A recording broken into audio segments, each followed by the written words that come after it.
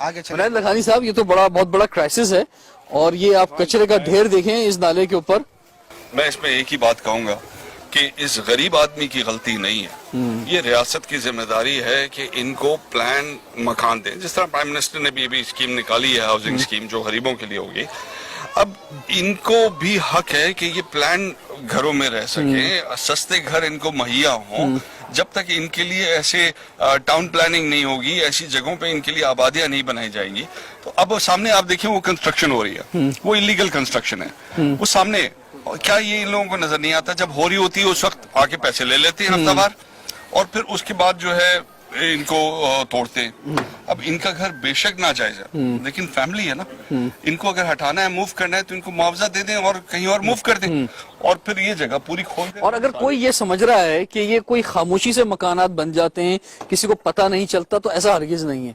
कोई यहाँ पे एक ईंट भी रखेगा ना, तो जिन लोगों ने असूली तौर पर इनका काम है ये ईंटें हटाना, वही आएंगे पैसे लेने के लिए। और फिर ये आप देखिए, इस पूरी आबादी कच्ची आबादी है, इल्लीगल आबादी है, इसमें 4 मंजिला इमारतें बनी हैं। सवाल ये है कि कैसे बन गई 4 मंजिला इमारतें? आप ये देखिए, ये जितने मकान बने हुए ना, इनमें कोई किसी में पिलर्स नहीं है, ये सारी एक छत है 3 इंच की, और उसके ऊपर एक और ब्रिक लगा के एक और छत डाल दी है, उसके ऊपर एक और छत डाल दी है। ये गिरना ही गिरना है, जब पानी आएगा ये गिरेगा। नया पाकिस्तान और ये जो हाउसिंग स्कीम है, तो उसमें फिर ऐसे लोगों को बचाया जाए, लेकिन वो तो ये लोग तो उसमें भी नहीं बच सकते, क्योंकि उसमें नहीं सर, काम कर ही नहीं सकती। नहीं सर, जो नया हाउसिंग जो स्कीम है उसके अंदर तो लोन लेना पड़ता है, हर महीने का लोन है। ये लोन कैसे देंगे ये लोग? अप्रूव जो है वो तो SBCA ने करनी है ना भाई। जब 20 साल की पेमेंट के ऊपर इनको मकान मिलेगा, वो पेमेंट हो ही सकती है अगर इनको कोई अच्छा मकान मिल जाता है, तो ये करेंगे पेमेंट, वो मसला नहीं है।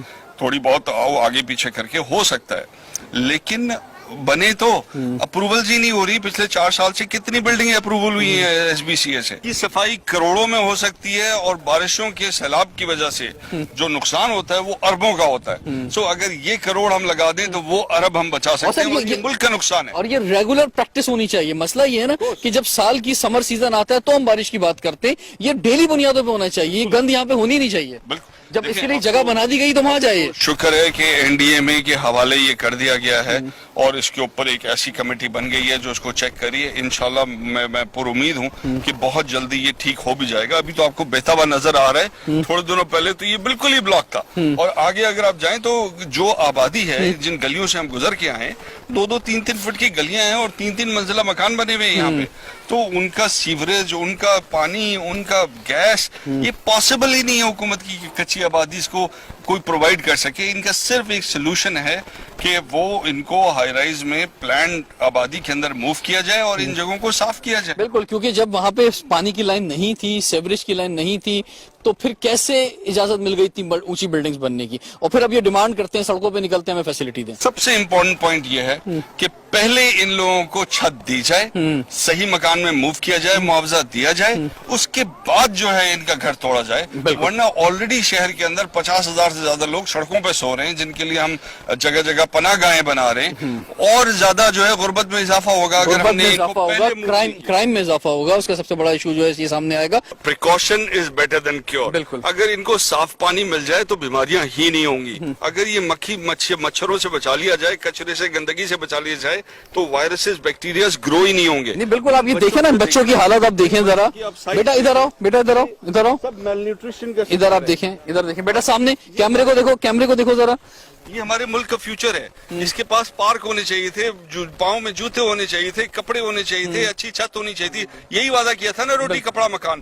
कहाँ है रोटी कपड़ा? 12-15 साल से हुकूमत कर रहे हैं, कहाँ है इसकी रोटी, कहाँ है इसका मकान, कहाँ है इसका कपड़ा? सो ये बच्चा जो है, जिसके पास किताब होनी चाहिए थी, पढ़ना चाहिए था, हमारे मुल्क का फ्यूचर जिससे संभालना है इसकी भागदौड़, उसको हम ट्रेन नहीं करेंगे तो कैसे ये गुर्बत से निकालेगा अपनी फैमिली को? इन इलाकों में आना, इनको बेहतर जिंदगी देना जरूरी है, क्योंकि महंगाई भी बहुत ज्यादा हो गई है। मुनायद लखानी साहब, कोई लास्ट में आप कहना चाहेंगे तो हम कंक्लूड करते हैं प्रोग्राम।